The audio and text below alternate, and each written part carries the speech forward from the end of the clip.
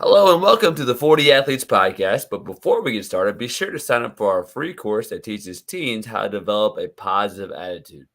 The link in the description below, and it will give you tips and strategies to help you teach your child how to be more positive and develop that positive attitude that will stick with them the rest of their lives. Now, welcome to episode 78 of the 40 Athletes Podcast. I'm your co host, Jason Holzer, along with my good friend, Jimmy Huber. Jimmy, top of the morning to you. Well, good morning to you as well.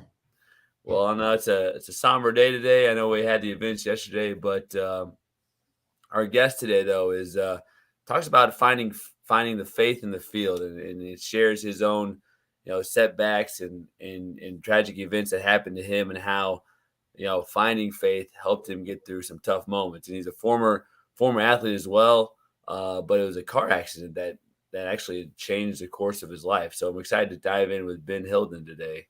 Yeah, it's interesting the timing and stuff because I thought about that, like finding the faith in the field. Like right now, with what's going on in the world, and yesterday the shootings in Texas and the lives that were lost. It's like people, you know, searching for probably faith. What does this mean? What's going on? And finding that faith. So having been on today is going to be a really good timing to discuss that and dive into it.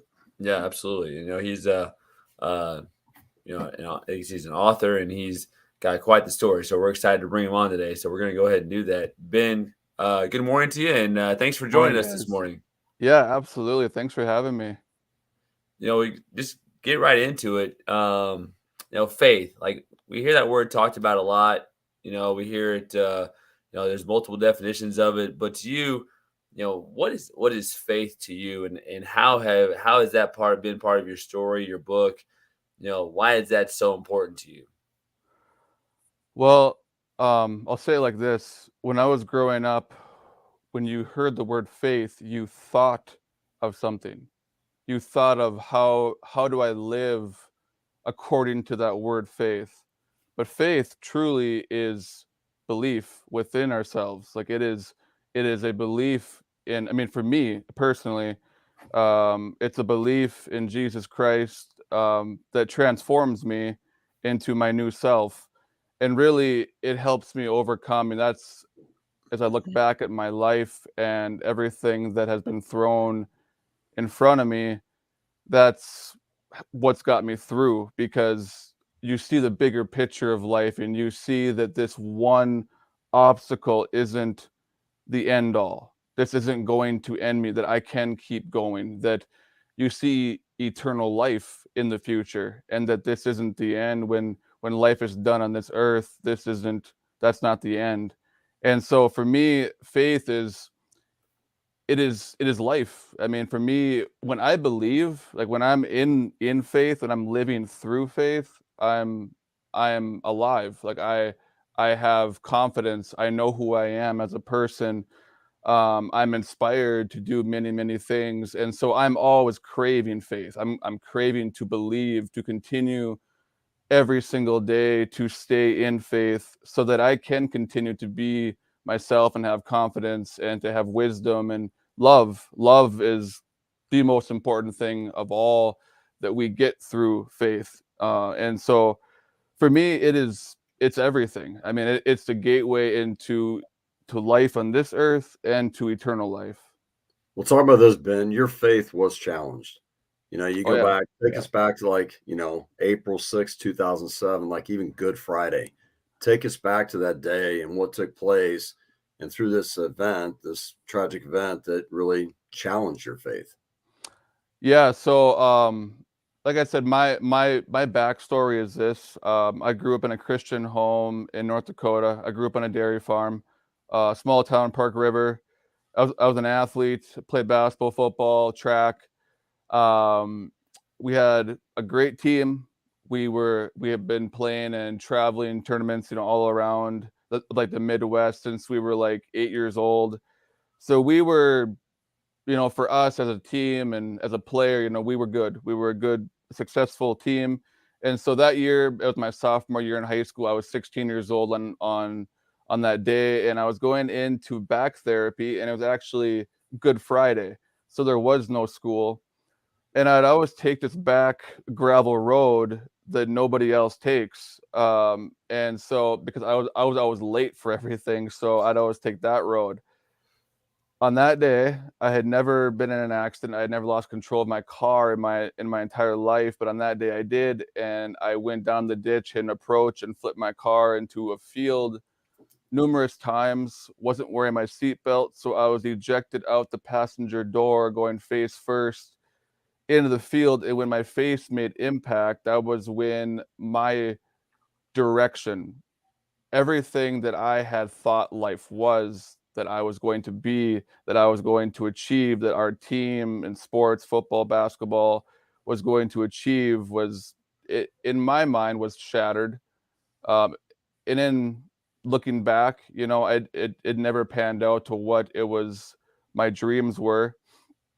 But that was the day that my family's, mine, my friends, was our faith was tested big time. I mean, it was something that you don't plan. You don't plan on being in a car accident, nor do you plan on, you know, something like in Texas happening yesterday. You don't plan on that, and that's unfortunately, that is sometimes in this life. Life isn't perfect in this life, and those things when they come, what do you do? Like, what on the inside, where do you go? And you know, for me, at first, I'm not going to say that I I went through a lot of surgeries. I was given less than a 5% chance to live because my injuries were so severe. I actually essentially did stop breathing once in the field, once during surgery. So essentially, like the doctors told my parents that I essentially did die, but I came back each time. And so it was, you know, it's been a journey of faith, and my faith growing as life goes on, and I overcome different obstacles, throughout the way, whether it's physical or emotional or psychological, or, just there's things that always pop up. There's always things that pop up in life that you have to overcome. And so that day was the start of it. That was the day that it looked like a tragedy. I mean, I was supposed to die for sure. There was really no chance. The doctors gave me to live because of my lungs. My lungs were severely damaged, and I had my entire face was shattered. So I had a traumatic brain injury. Um, my brain was bruised and bleeding. My palate broke in half. My nose broke into 9 pieces. My lungs, pancreas, small intestines, liver were all bruised or bleeding. My lungs collapsed. The artery in my right leg was crushed. I broke 6 ribs. So at that point, when I came in the hospital and they did all the tests to see all my injuries, to them there was no chance. I mean, they're just kind of, they were trying, they were doing the best they could, but I kept going. And at that point, I wasn't awake. I was in a coma. And I can say, to me, it was the prayers of people that I believe that got me through, that God gave me a second chance, that he gave me grace. And it was during surgery that my lungs collapsed and I essentially died. And it was after they resuscitated me. That was when they told my parents that my lungs would, because they've been through such trauma from the accident and now them collapsing during surgery, that they said during these next few days, they said by Easter, I would be dead. Like, in between Good Friday and Easter, that I would die, because they said my lungs would have to swell up. And when they swell up, they won't be able to pump anymore. And I will suffocate and I'll die. And they just said, there's nothing that we can do. Like, we'll try to help him, but there's just not much that we can do. And thankfully, this was, in the doctor's words, the greatest miracle in their eyes, just medically speaking, is that during those next 3 days, my lungs never swelled up. I mean, it's just like they said, that's impossible. How could they not swell up? but they never did, and I continued to live and go forward. And years later, I'm talking to you guys about that day, so, but in between there's a lot of stuff. That was just the beginning of just going through obstacles and things in life that, with the right mindset, your faith will grow and continue to grow as you keep going forward. That's something I want to get into, the mindset part of it, but I also want to back up a little bit. When you talk about you stop breathing, right? They pronounced you as being dead and you came back, and you hear people have kind of like an out of body experience, or, they're like up above something looking down. Did you have any experiences like that, or what was it like? Were you still aware of what was going on? Yeah. I don't know how deep you want to get into it. Into my book, I detail all of my flashbacks. So when I was a freshman in college and a junior in college, I had a flashback each year, and I remember what happened during those 2 times, like when I had stopped breathing in the field and during surgery. I I was shown what I remember. Like, I was shown what I saw. Like in the field, I was shown in the next life. Like, I was in my new body, my new mind. I knew my past life. I knew where I was. But to me, it was so surreal. Like, even thinking back right now on it, because it's like I remember thinking to myself at that moment when I was in the next life, why did I doubt? When I was younger, and we all have doubts. We always go. We have doubts because we see tragedy and we see suffering, and we just wonder why. We wonder why we go through things, why others go through things, and that causes doubt. And so I was at that moment when I had stopped breathing in the field, like the very next moment, I was in that next life, and for at that time, having the flashback, it was like a missing piece was being put, like a vision was being put, you know, inside me to remember all this. And so, but just remembering that, to ask myself, why did I doubt? Because there was a man that showed up, and he didn't look at me or tell me who he was, and he didn't acknowledge that I was standing there, but I was actually looking at my body in the field where I had just died. My parents weren't there, obviously, because they were still in this life, and I saw that man put out his hands, and he raised my dead body off the field, I would say about 6 inches, and he put it back down, and there was a gold light that came underneath my body and from his hands. And when he put my body back down, I was instantly back in this life, back to the field, back to all the pain, all the agony. And the man that I saw, he had it looked like a white robe. It was a glowing white robe. He had a gold rope around it. And his face, though, was like you're looking at the sun, where I had to shield his face because it was so bright.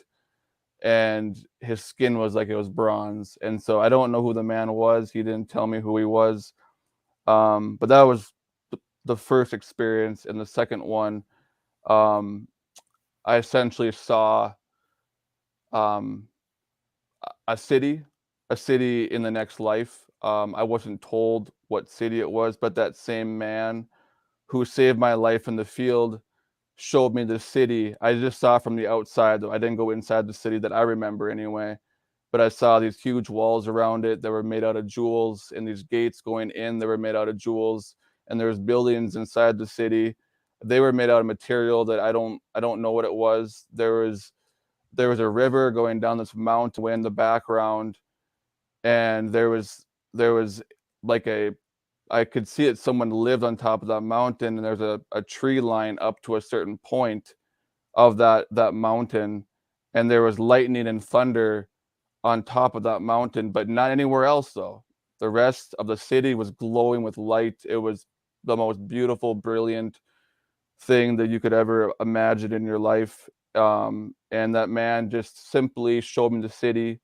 He told me why my life was being saved, and it was to come back to share my story, just like I am right now, to help people, to give people hope, and to help people embrace their faith, and just to share something to relate to other people that are going through hardship in life, and that we can overcome hardship. And so for me, it was a battle, in life, but seeing those things, remembering those things, that's helped me a lot. Just going forward and knowing why I'm here is to share my story and to share eternal life of Jesus Christ. And so, that's for me. I just live in that. You live in, and you gain life, and you gain freedom from your flesh, your fear, your worries, your stress. And so to me, that's what it's grown to be now. So what it like take me back though, also you're in the hospital, they're giving you a 5% chance to live. Yeah. You have family there. So many times in life, people can listen to what other people say and be like, oh, it's just the way it is. But your Hmm. family's like, no. Yeah, I think it was maybe an aunt or a grandma or somebody was like, no, we're not accepting that. We're praying. We're praying Oh for his yeah. life. He's going to be healed. Did you also were you conscious, aware of what was going on, like giving you a limited chance of living? And did you have in your mind, like, no, I'm not believing this. I'm going to live. I'm going to fight through this. What was going on there?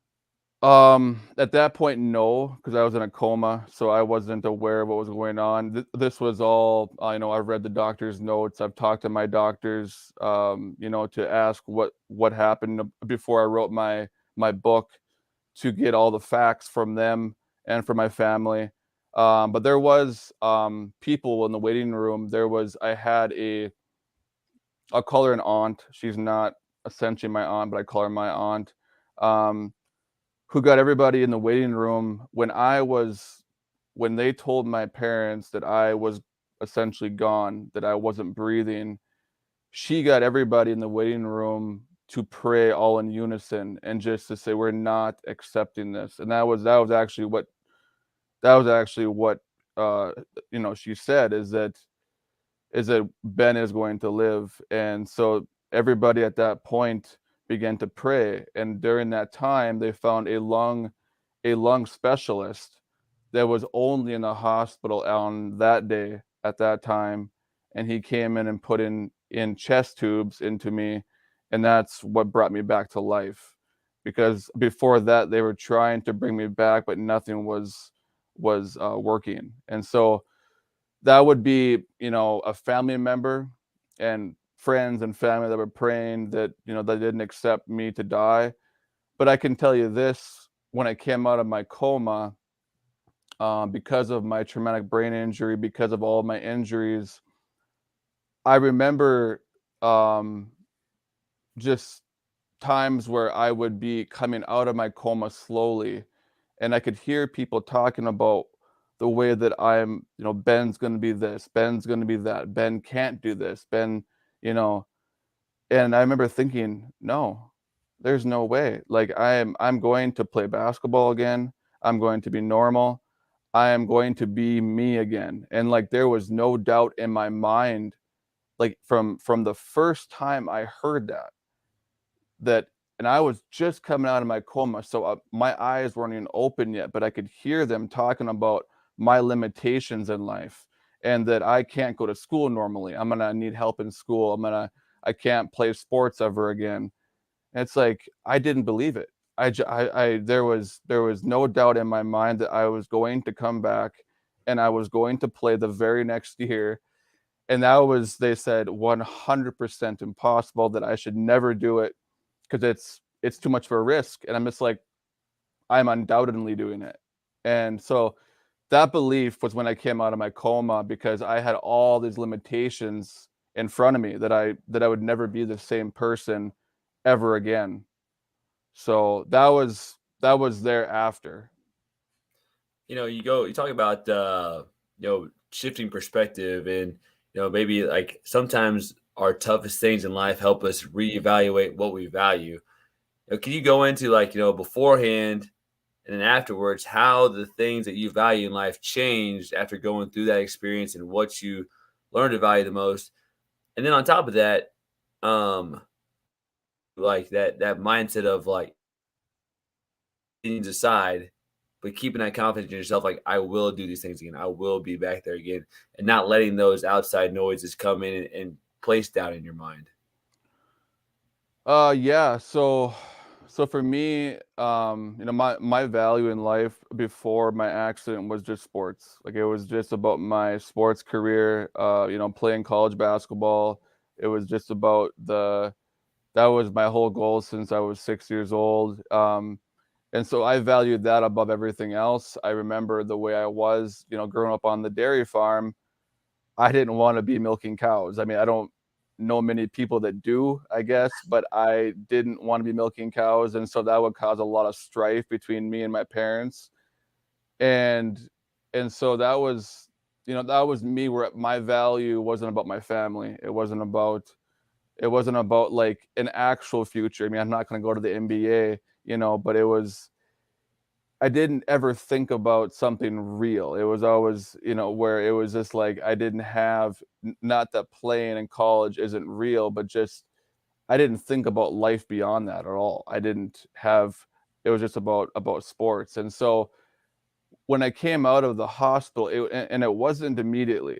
Now, like this has been a journey. This has been going through hardship is when I learned. I mean, I've never learned anything when life is easy. I really haven't. It's always been going through things that have molded me to become the person I am today. Because you have to adapt. You lean. I've been forced to lean on my creator, and it's just, that's how my faith has grown, where it wasn't easy, but it's helped me to see the bigger picture of life, of what is actually important. Like what is actually important. Now, sports is awesome. I love sports. I still do. I mean, it's fun. It's a entertainment, and it teaches you so many things. But it was an idol to me. It was something that I looked up, and I placed that above my family. My little brother. I could just remember back that it was just kind of sad that I placed basketball and football and working out above them. But after I came out of the hospital, it took time, but I started to realize that what's actually important is my family, my friends, my faith, my relationship with God, to actually know him, like actually know him, not just go to church, not just read your Bible, but to actually spiritually, you know, live in faith in him, and to live through like the Holy Spirit. That's what, to me, is what I'm always chasing now. It's just to live in the next life, to live in eternal life, to see the bigger pictures, that when I die on this earth, that's just the beginning. And it truly is, like, it is just the beginning of real life. And so that's where the bigger picture is. And the bigger picture also is to chase the spiritual part of life, to chase the things that actually matter, that are going to live on in the next life, and not chase things that you're going to leave behind on this earth, which is like money, your fame, and just all the awards and things of that, where that's just going to be left behind. But what's going to keep going forward is your love. Love is spiritual, and love and faith and hope and peace and contentment, wisdom. Those are the things that I see now are so important, because not only are they eternal, but they help me enjoy my life right now to its full potential. Like they let me, I find myself, like I know who I am, and I get to now enjoy myself. And you can also be successful. I mean, and it's not bad to have money, but then you'll know what to do with your money. And you don't idolize things. And so it's one of those things where you get to enjoy this life, to its full potential, and you are ready to roll to the next life because you know who you are, and you're in the right frame of mind, you're in faith, and you're sober minded. And so that to me is what I'm always chasing in the morning. Every day I wake up, I always want to be more in faith, more in love. I want to love people, no matter if it's just for 5 minutes. I meet them for 5 minutes, but I always want to be a light in someone's life, and that gives me so much joy. Like I love my life, just because of that. So that's, to me, what I value and what I see as the bigger picture of life. It sounds like too, when Jason's talking about like your perspective, of course, has shifted. But one thing I've heard you talk many times is about love. Talk about like faith, hope, and love, and God is love. Yeah. What was that experience that you went through? Because it's so much like in the world today, we get competition, competing, trying to put people down, trying to succeed over others. And sometimes we don't treat people the way we want to be treated, right? Oh yeah. So how can you discuss that and what your perspective shifted in regards to the love aspect of it, and how you can share with others of how we can look at each other in a certain way that we can start sharing love and make people feel better about themselves? Yeah. I mean, love, I think when I was younger, I would look at love, you'd have an idea, you would think about what is love. But in reality, you can't, honestly, you can't um you can't like make it up in your mind about, you can't imagine it. You have to be living in it to feel it. You know, I'll just say this, anyone who's listening to this, if you're a parent or you're a son or a daughter, think about the feeling you have towards your kids or your parents. It's a fierce dedication where you love that person so much that you would give up your life. Let's say someone comes in and you're going to protect that loved one. Like, that is so fierce because you're willing to end this life for that person. And that would be the ultimate love. Like, that would be something where, if you want to know, like, people want to know what love is, I mean, that is, you do that in instinctively. Like, I would give up my life for my brother Andrew. I undoubtedly, like, it would be instinctive. Like, I wouldn't want him to die. I couldn't bear to see something happen to him. And so that shifted over the years as I've grown in my faith. So, like, for me, as my faith has grown and I've grown closer to God and to Christ, and I've grown more in the Holy Spirit, I've been given more freedom from my human self, I guess you would say, where the traits of our flesh, are worry and stress, and we idolize, and we want what others have, and there's envy and there's strife, and there's just so many things that I didn't like about myself. That there's, I can look back playing sports, and competition is good. Competition is awesome. And if you can have the mindset of just playing sports for the joy of it, and if you make money playing it, that's great.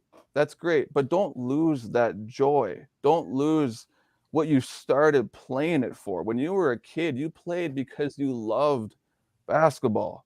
You loved it. So you played it. And that was worth more than money. I guarantee it. If any NBA player looked back at the joy they had playing basketball, and you asked them, how much was that joy worth when you were a kid? And they would say, there's no money that you can put in front of me that could be worth that amount of joy that I had playing that sport when I was a kid. But life challenges you, and as we grow older, we tend to lose that joy because now it's about business, and that's not a bad thing.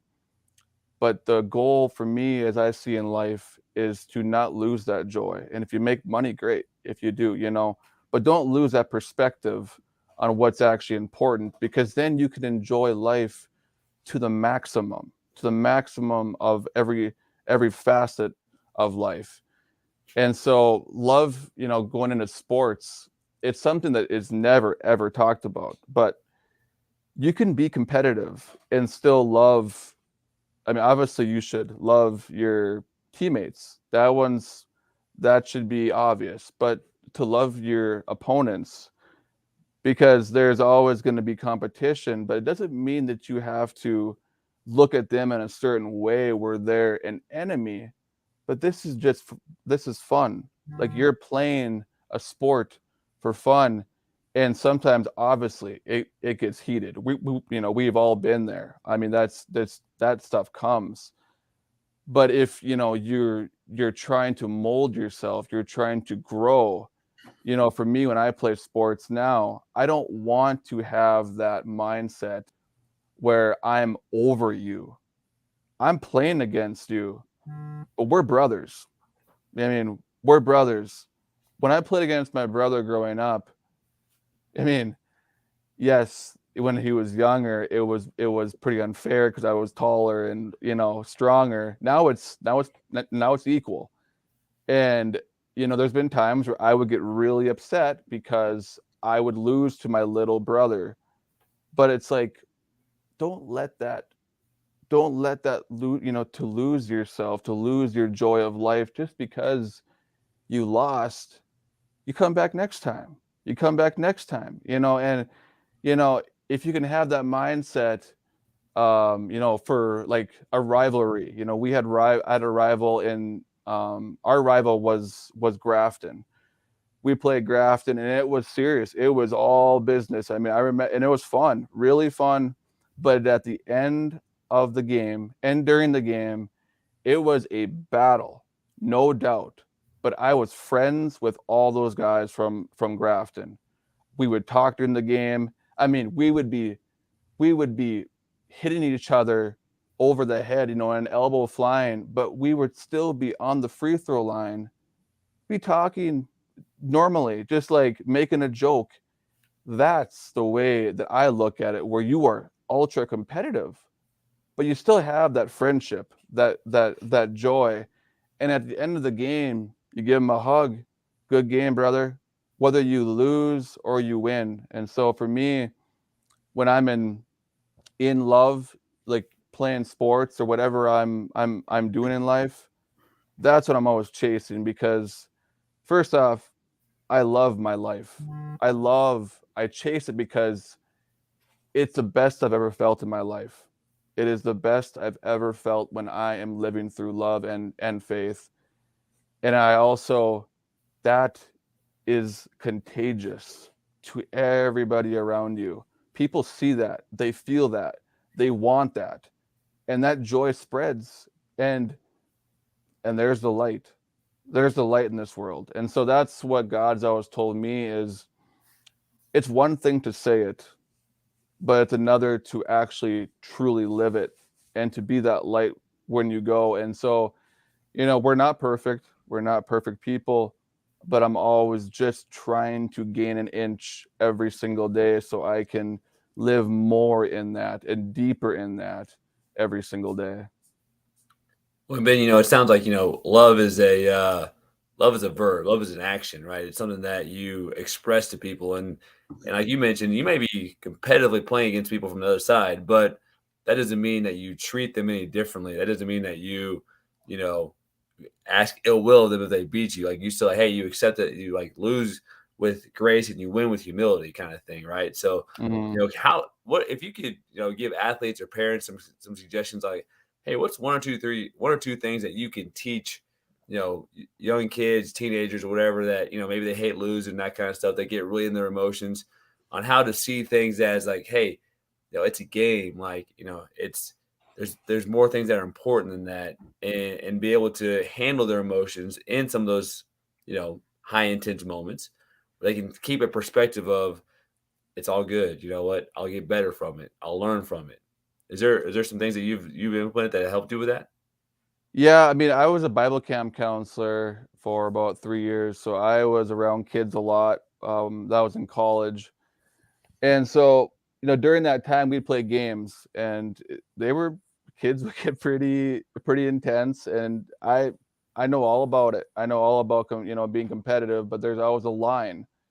We would play this game called Outpost, and it got really competitive. Sometimes we'd have to, make sure that they tone it down because it got pretty physical.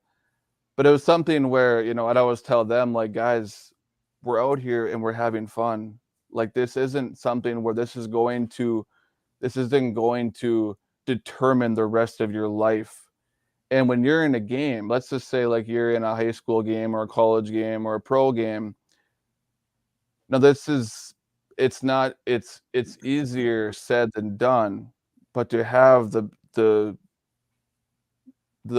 bigger life picture of eternal life for me is how I get there. That's how things that used to be so important to me, and they were just something that would just be vital. Like when I go for like a speaking engagement, like that is not the end all. That is not that one engagement isn't going to make or break my entire life or future. Now, I want to do good. I want to inspire people. I want to change people. But let's just say I had a bad day. Is that the end? Is my life now done? This is the things that God has taught me throughout the years, because I would just, if I had one bad day or I didn't say something right or I was too hard on myself, and he'd say, well, Ben, this engagement or this game is important, don't get me wrong, but it's not the end. Like there's life. You continue to go forward. You don't know what's going to happen tomorrow. You could be in for something amazing tomorrow where you totally redeem yourself in the next game, or for me, the next speaking engagement. It's the same thing. Like with speaking, I've grown and I've become more confident in myself, where when I go speak now, it's more fun. It's more joyful. I'm not such a robot anymore, where I can freely talk about my emotions and what's inside me. And I don't take it so hard. Let's just say, if it doesn't go absolutely pinpoint perfect to what I wanted to, to go. And so for me, it's just about seeing the bigger picture, that this one day, this one moment, this 1 hour, this one game doesn't define me. It doesn't define my future. How many more hours are there in our life? This is an eternal thing. We are going forward eternally. And when you see life in that way, you stop caring so much about these things that were so big inside your mind, that you thought were so important, or that they were going to affect your life so much. But there's something bigger. And I'll just say to anyone, look inside yourself. You'll find it. Like it's within you. It's all around you. And so it's in our midst, so it's something for me that, seeing a bigger picture now has been vital in my own life, not just in sports, but just in life with, my own a career now. So yeah, just seeing that, that's what I would tell kids, and kids, for me, it's been a growing process. And so I would expect that for anybody else too.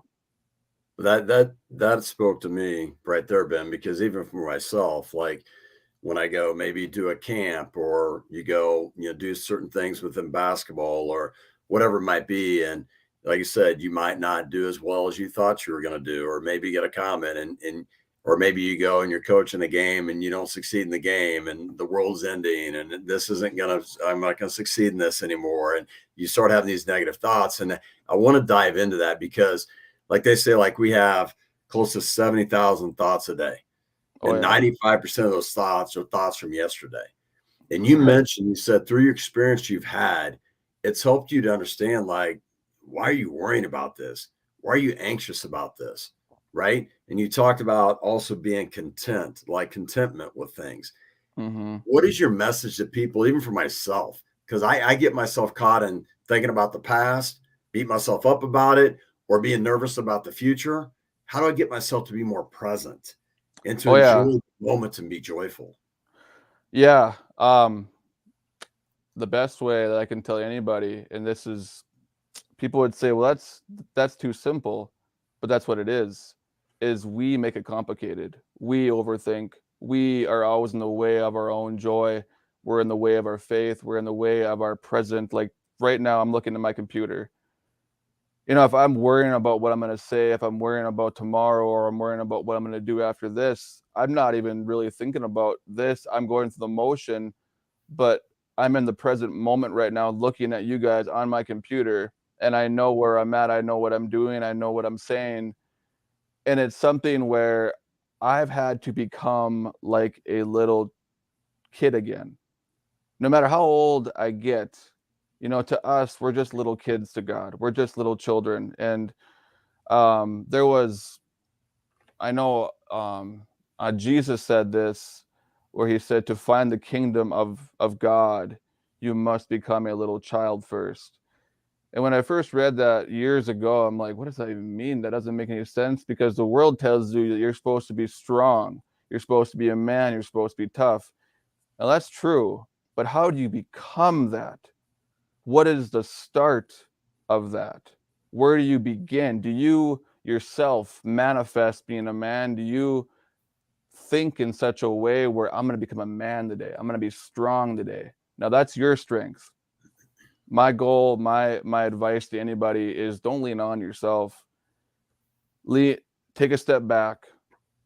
Take a step back. Become like a little child. Don't become childish, but become like a little child, to assume to know nothing.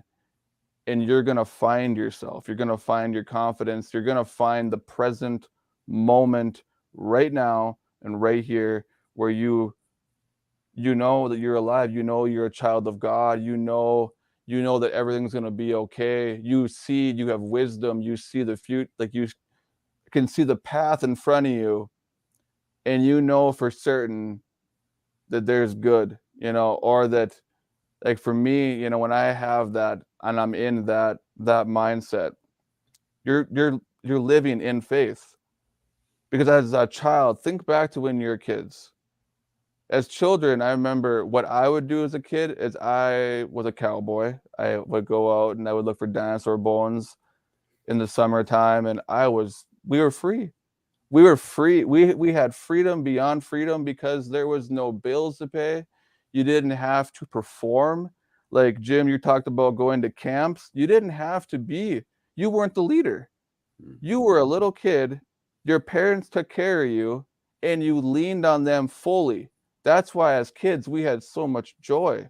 There was no stress yet. There was nothing to think about. And especially when we were like 5 and 6, and there was, you know, as you got older, even in like going into third grade, you started to care about what I was wearing. You know, was I wearing the cool shoes? Was I wearing the, you know, the right clothes? And it's like when I was 5 and 6, so boy, was that freedom. And now I'm back chasing that same freedom again, that joy. And the best part about it all is that I become my absolute best self. I become even more professional than I already am, or than I was. Like, I was trying to be professional. I was trying to be, you know, just the man. But in reality, I didn't know how. I didn't know how, really. I was just kind of trying. But now when I truly find who I am, and I take that step back and I find my faith in Christ, that is what it's all about. The gospel is the good news that you can overcome your flesh, and you're free from your old self, your overthinking, your selfish, your self-righteousness, you know, like all these things of the flesh that we want to get rid of, these stresses, these worries that we just wish so bad that we could get rid of. Because I'm the exact same. I mean, I just want freedom from that, because then I see in life that anything's possible. that I can do anything in life because I know my own creator. And in sports, imagine a player playing through love, playing through his, like, he knows who he is, and there's no stress and there's no worry. You don't care what the fans are saying. That, they're not getting in your head. A player talking trash is not getting in your head because they can't get in your head. You are protected. You are in the zone and you are in the Spirit of God. And I'm just saying, that is what I always try to be in, because I want that. I crave that, because then I'm me. I'm just me. I'm me when I was 6 years old again. I'm just not looking for dinosaur bones anymore. But I'm free, and it's something that I'm always chasing. And so for me, that's what I would tell people is, and it's not easy, because the deal is, as a human being, and I know this from my own journey, is that when I'm taking a step back, if I'm laying in bed and I'm praying and I'm, just renewing my mind and trying to just blank out my mind, we are instinctively trying to think of something different. Like, our mind is going, it doesn't stop, and we're always trying to solve the problem. But until you find that place within yourself where all that stops and it's just you, that's when you know for certain that you are a child of God and you've overcome the world. And now, Hey, Ben, I have one question for you before Jason's yeah, going to wrap up probably in 4 Qs. But so people go through change and they're afraid to go through change. I mean, change can be scary for people. And a lot of people are going through change in today's world right now. You went through change, going through a traumatic experience, but that change led you into some major growth in what you're doing today. How can you speak to that about people today that are fearful of change, fearful of embracing change? What you went through, your perspective on that, how can you speak to people about that? well, it's scary. I'm not going to lie to people. But I'll say, when you take that step out, and once again, this has to do with faith, you are relying on someone else than yourself. That's scary, because we're so used to relying on our own understanding, our own wisdom. What should I do in this situation? But I'll tell it to you like this, where when I have taken that step out and I've trusted that I'm, like, if I fall backward, is someone going to catch me? I've never dropped to the floor yet. Someone has always caught me. Or when I go out and speak, now when I was younger, I had a speech impediment. So for me to go out and speak now, or to do anything like this is insane to me. This is insane, because when I was younger, I would stutter all the time. So in this life, God is using my weaknesses now. So I know this is not me. Like, he is giving me this confidence, this strength, this ability to speak all these things that I'm doing now. I wasn't born with a talent or like a want or a desire to speak. And so for change, it's like jumping out of an airplane where you have a parachute. That's the best way I can say it, is like, are you going to trust that parachute's going to catch you? And it's scary, but I'll say, when you take that step out and you're going forward, it's different. You're not in your comfort zone like you've always been, but you really want to stay in that same old place. And I can say it like this: my own self, I've been praying and praying for years for God to change me. And as you don't see it, because it's a slow change, so it's not a jump, it's not a leap, where it's just he's molding you slowly. And so for people that want to change, it's something that I would say, he will catch you. Like, he absolutely will catch you. Find your faith. And for me, that's when you find your new self. that's when you find who you truly are in life. And then you continue to mold, you continue to change, you continue to eat better. Like for me, I just want to keep getting better. I just want to keep being a better example. I want to be a better speaker. I want to be a better brother. I want to be a better son. I want to write another book. I want to be a better health coach. There's things that I want to do. I want to be a better athlete. It doesn't matter how old I get. I want to keep getting better. I want to defy what is normal in this life and just to be something that I never thought that I could be. And the best part about that is that it makes life amazing. It makes life so fun because there are no limits anymore. There's no limit to what you can do or achieve in life, because we're talking about the guy who created everything. And when I rely on him, there are no limits anymore. And it's all done through love. It's done through joy. And it makes life so fun, so fun. And so that's what I would tell people. I would just say, you got to find it in here. It's in here. I promise everybody that's where you're going to find it. It's not out there. It's not out in the sky. It's not looking up or looking down, left or right. It's right here. And when you find that, that's when you find everything. And so that's how I've changed. That's how I've transformed into who I am today. And it's been a ride. It's definitely been a ride. Well, Ben, that reminds me of, God doesn't call the qualified, he qualifies the called, right? So just having that faith of like, you feel like you're supposed to do something and walking and stepping in that, then everything else, like you said, it's scary first, but things tend to work out in your favor when They you're always doing do. what Yeah. you're meant to do, right? So, Yep. well, we always wrap up the show too with the 4 questions with 40 athletes. So these are our last little bits of wisdom and insight from our guests. So the first question is this: in your opinion, what does it mean to win in the game of life? Overcome the world. Overcome your flesh. Overcome, and no, when I say flesh, like I said before, overcome your doubts, overcome your fears, overcome your stresses, your worries, all those things that bring you down. Pride, overcome your pride. Those are the things that bring me down. I can't stand when I have those inside me. And it's just when I can overcome that, that is winning life. Like, because at that point, not only can you enjoy life and you're okay with nothing, but you can move forward and you can be the best businessman that you can be because you have that wisdom.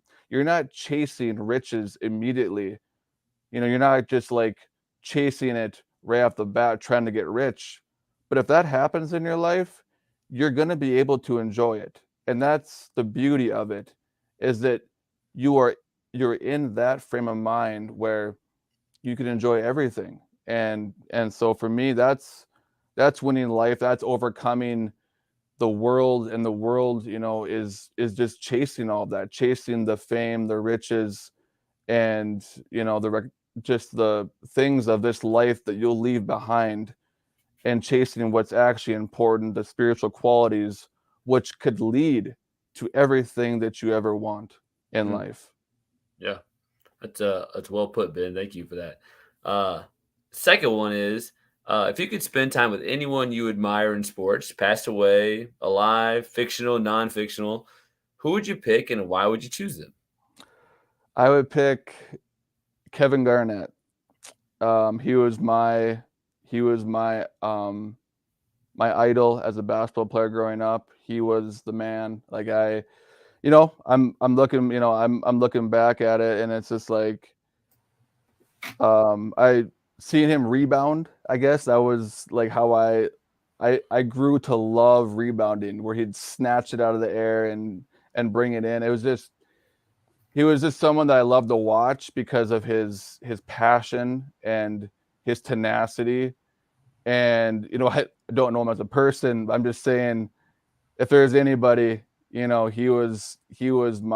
was his biggest fan growing up. And still seeing him as this, like, he's still the man. So yeah, I would say Kevin Garnett. Third question is this: what is the best advice you ever received from a coach that you played for or worked for? Well, I was thinking about that, and honestly, this isn't a coach that I've ever played for, but he's a coach. Um, and he gave me advice, and this was advice in life. It was after I was done playing, and it was Dale Brown. He was a coach for LSU, and I had met him. I'd met him briefly, and I met him through my book. And he told me, I was asking him how to get into the speaking world, how to get more speaking engagements, because I was just starting out, and I was just a baby after my book came out, where I was just starting to speak. And I was asking him, like, hey Dale, could you help me out, with, I don't know, because he knows, I'm sure, a lot of people. He's like, and he just gave me some really good advice, where it was that, no, Ben, I want you to learn. I want you, like, you're going to make it. You're going to grow. But if I just give you everything, what do you learn? And that's true for life. What do you actually learn if someone just hands you something? If someone before the game's like, you guys win the game, you don't even got to play. You don't have to go through anything. You don't have to go through the running, the jumping, the overcoming, the mental battle. And what do you learn from that? And how do you grow? And how do you inspire others from that? And so I was like, as I've gone forward, it was like, man, he was right. Because now I'm like, thank gosh he didn't give me that, because I would never be the person I am today. And so that was, in my opinion, the best advice I've ever gotten from a coach. And so yeah, it's definitely hit home going forward for sure. Yeah, it's kind of a little like tough love, but love in itself to help you. Yeah, become the yeah. person I mean, you are today. it was cool. I mean, it was nice just because, I got to know him a little bit, and he was just being real. He was just being real with me, and because he read my book, and it was nice, because, like, Ben, you're gonna make it. You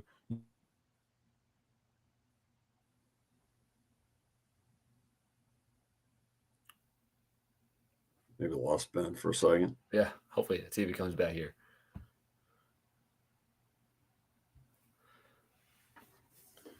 Well, We get back. We could also too on that, Jason, is let people know how they can get in contact with Ben. yeah. Or Oh, Ben, he's you back. There there? we go. Hey, he's There there back. you go. Hey Ben, the last question I have for you is this, real quick on it is, if you were coaching a team or hiring somebody to work for you, and you had one life skill or character trait that they could have, what would it be and why? Humbleness. And the reason why is because, if of all traits that I can think of, that's a starting point for every other trait. If you're prideful, you already know it all. You don't need help. You don't need anything. You don't need any help. You won't listen to your coach because you're too prideful to know or to even listen to any advice or anything. And so for me, if we had a team of players that were all humble, how would that team work? Well, first off, they would find themselves. They would all know their strengths, their weaknesses. They would have a role in the team, and some would be better. But if you're humble with yourself and you're sober-minded, you know that you're not the best shooter. So you're going to pass it to the guy that is the best shooter. And that becomes a superb team. And so for me, if I had players all like that, and I've coached high school before, and there was a team where I had a team like that. And I told those guys, if you can buy into this, if you can buy into an actual team and not try to be the man, if you don't try to be the man, you're going to be the man, where in the end, you will win, you will succeed, and you're going to be the man then, just in a humble way, where you're going to find yourself, you're going to be confident, you're going to overcome all these things that are in front of you, and you're going to play as a team because you're going to be selfless then. and you're not going to be so into your own self. And so as a team and as a player, you'd be the best player and the best team because you play as one. And so for me, that's what I would look for, is just someone who's humble and open and willing to listen to somebody else to try to help you, to someone who's looking at it from the outside that can see things better. And so that's what I would look for sure. Well, Ben, it's been an honor having you on our show today, and thank you for joining us. Thank you for all your insight, your story, the things that you share with us. How can people reach out to you, learn more about you? Where can they buy your book? Tell us where we can find Ben Hylden. Yeah, so if you just go to benhylden.com, that's where everything's at. I'm on Facebook, like my speaking and book page is on there, but I'd say my website, benhylden.com.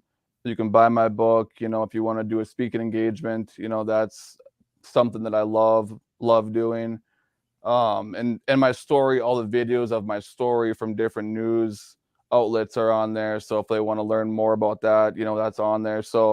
So yeah, and then my book, I would say for me personally, it's more fun for me to be able to send out the books, instead of being sold on Amazon. So that's where I would say to buy it.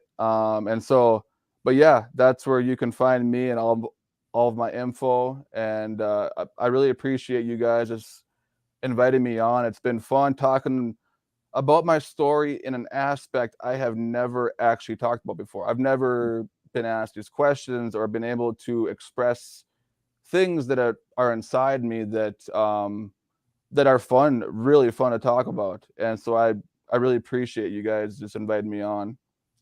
Well, Ben, thank you for being open, and being vulnerable and sharing all the wisdom you have inside of you, man. We wish you nothing but the best in the future, and look forward to staying in touch with you for sure. Absolutely. Thank you guys so much. Hey, Ben, by the way, what you shared today has made me a better person, made me think about a lot of things in my life. So thank you very much. 100%. Absolutely. Thank you guys. Keep making the impact. Thank you.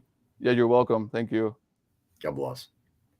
Well, Jim, can't feel more positive after having an interview like that. And that's what our link in the description is our week on the power of a positive attitude. So again, you can also learn more about 40athletes.com, but be sure to check out that link, the power of positive attitude. And what I loved about it was he talked about faith. That's the most important thing. It was a good reminder for me today. Yeah, there's a lot of reminders for me, but like he talks about, it's like we get so caught up in the worldly things that we lose sight of what's really important, and being able to be present in my life instead of worrying about the future or living in the maybe decisions of the past and beating you up. So there's things from this that I will work on today to become a better person. Hey, same here, man. Absolutely. Well, Jim, enjoy your Wednesday. Stay dry today, man. It's awful wet. It's awful wet out there here in the Midwest, but we'll see you next week. Sounds great. Thanks, Jason.